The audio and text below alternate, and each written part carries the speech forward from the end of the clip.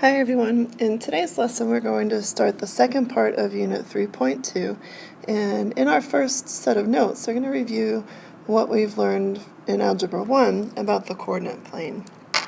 So if you take a few minutes and just label the graph with things that you remember from Algebra 1, some things that you might recall are that the horizontal axis is referred to as the x-axis, and the vertical axis is referred to as the y-axis. Where those two axes meet in the center is called the origin.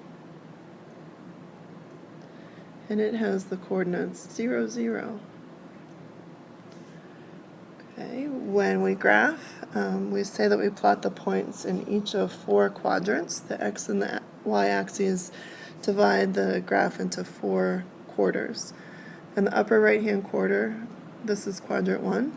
If you go to the left, upper left-hand quadrant is quadrant 2. The lower left is quadrant 3. And lower right is quadrant 4. So if we plot a point in the first quadrant, we're going to the right on the x-axis, and then we're moving in the positive direction on the y-axis. So if we're plotting a point where both x and y are positive, it would end up in the first quadrant. So you go to the right and then up. In the second quadrant, we're moving to the left on the x-axis, but then we're moving in the positive direction on the y-axis. So x would have a negative value, but y would be positive. In the third quadrant, x and y are both negative. You're moving in the negative direction on the x-axis, negative direction on the y-axis. And finally, in the fourth quadrant, you're moving in the positive direction on the x-axis, but negative direction for y, so it's positive, then negative. Okay, if we plot the points 4, 0, 2, 3, negative 4, 5, and 0, negative 4, you get a little bit of practice. Okay, so the point A at 4, 0. So 4 is positive for x, so start at your origin and count to the right 4. 1, 2, 3, 4. And then it says 0 for y, so we're going to stay right here on the positive x-axis. So the point A at 4, 0 would be right there. For the point B at 2, 3, I'm going to change colors here. Again, you start your counting at the origin always. So we want to go 2 to the right for x because it's positive 2. So 1, 2, then up 3. So there's point B. Again, at positive 2, positive 3. Notice how it's in the first quadrant because both x and y are positive. For our next point, we have C at negative 4, 5. Again, start at the origin. Count 4 to the left. 1, 2, 3, 4. And then positive 5. 1, 2, 3, 4, 5. So point C is going to be way up here. Negative 4, positive 5. And then finally, the point D is at 0, negative 4. That means we're not going to the left or right at all for x, and we just want to go negative 4. 1, 2, 3, 4. So the point D is down here. 0, negative 4. Okay, next we're going to take a look at how to find distance between pairs of points using a graph. So it says use the graph below and find the distance between each of the following pairs of points. If we want to find the distance between points A and B, first I'm going to take and draw a line segment. You should use a ruler on your notes and just connect points A and B. Now if you notice, this is a horizontal line segment.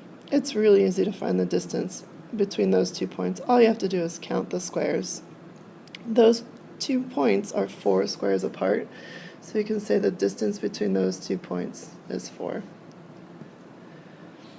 Okay, just as easy as finding the distance between a vertical pair of points, and that's what we've got in the second case. If we want to find the distance between C and D, draw on that line segment, and then count the number of squares in between. 1, 2, 3, 4, 5, 6, 7.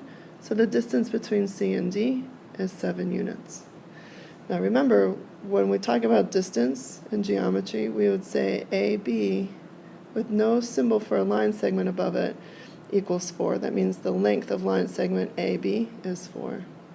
The length of line segment CD equals 7. Okay, in the next case, the distance between points E and F, well, notice that this is not horizontal and it's not vertical. Okay, what we can do in this case is turn this into a right triangle. So if we drop down this vertical segment, and then we draw in a horizontal segment, notice that we've created a little right triangle. Okay, so now we can use the Pythagorean theorem because we can count to find the lengths of these two sides, 3 and 4. And let's just call this distance the hypotenuse, x. So according to the Pythagorean theorem, we would do 3 squared plus 4 squared is equal to x squared. 3 squared is 9. 4 squared is 16, and when you add them together, we get 25. Okay, 25 equals x squared, so take the square root of both sides, and we get x equals 5. So the length, or the distance between points E and F, is equal to 5. Now, if you end up with a radical that is not a perfect square, you do need to simplify as much as possible. Okay, in our last case, we're finding the distance between points G and H. So first connect those two. And now we're going to turn this into a right triangle by drawing in the horizontal line segment and a vertical line segment. Any horizontal line is perpendicular to a vertical line. The length of this side of the triangle is 3. The length of this side of the triangle this time around is 5. And so I'm going to call this distance y over here. So in the Pythagorean theorem, we'll do 3 squared plus 5 squared this time is equal to y squared.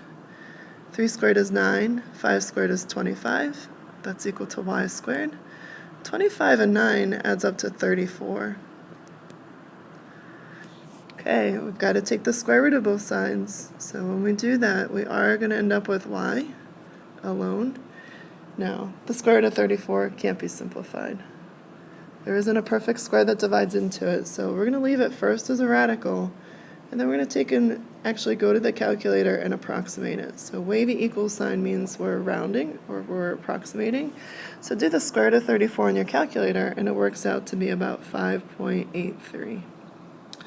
Okay, that's it for the notes. Good luck on homework number 1.